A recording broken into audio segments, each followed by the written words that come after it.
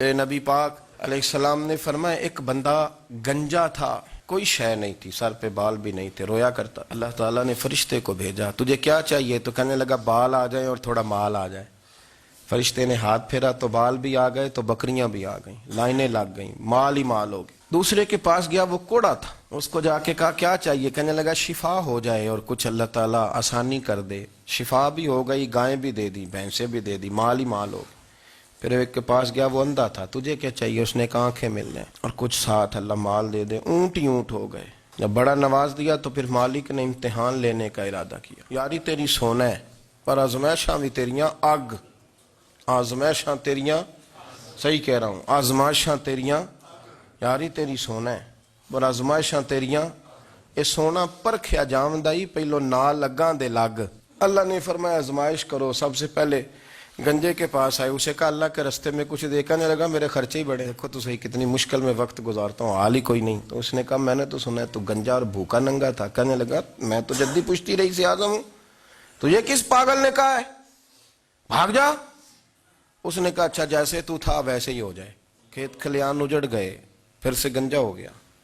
حضور علیہ السلام فرمانے لگے، پھر وہ اس کے پاس گیا جو کوڑا تھا، اسے کہا کچھ دے۔ کہنے لگا خرچے ہی بڑے، اب پوچھ لیں کسی امیر آدمی سے، کہے گا چکی کے نیچے ہاتھ ہے میرا، میرے سے زیادہ تو اب پریشان بندہ ہی کوئی نہیں، کیا بتاؤں آپ کو، اتنا ٹیکس ہے، اتنا جرمانہ ہے، فلانی شے، بڑا کچھ گنواتے ہیں لوگ۔ اس نے کہا میں نے تو سنا تو پہلے کوڑا تھا۔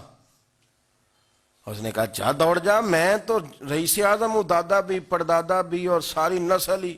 اس نے کہا اچھا جیسے تو تھا ویسے ہی ہو جائے۔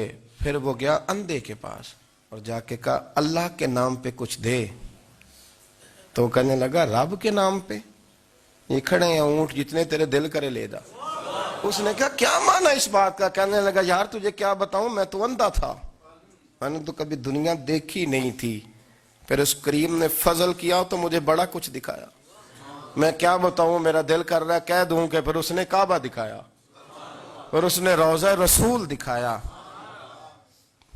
پھر اس نے ریاض الجنہ کے سجدے دکھائے، پھر اس نے اپنے محبوب کے دروازے کی رونقیں دکھائیں، اس نے بڑا کچھ دیا، اس نے بڑا نوازا۔ میرے پاس تو شاید میں بدکار پرانا خادم، کسے در ملی نہ ٹوئی، اے واصف یار نے نظر جو کی تھی پھر واصف ہی ہوئی۔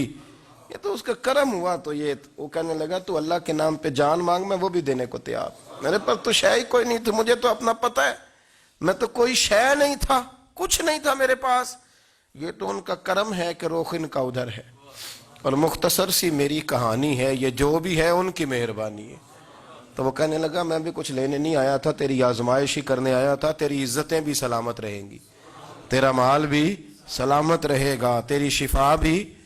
اپنی زندگی میں کبھی بھی اللہ کی بارگاہ سے توجہ ادھر ادھر نہ کریں، چھوڑیں لوگ کیا کر رہے ہیں، دنیا کیا کہہ رہی، کبھی بھی اپنی توجہ دائیں۔ ہمارا یہ مسئلہ بن گیا کہ ہماری سیاست ہے، ہماری دنیا داری ہے، ہم بندوں کو راضی کرنا چاہتے ہیں، ہم دیکھتے ہیں کون کس طرح، اور آپ یقین کریں آپ تھک جائیں گے، بندے راضی نہیں ہوں گے، وہ نہیں راضی ہوتے۔ آپ ان کو منا کے لائیں گے تو ادھر والے نکل جائیں گے، ادھر کو منائیں گے تو ادھر والے نکل جائیں گے۔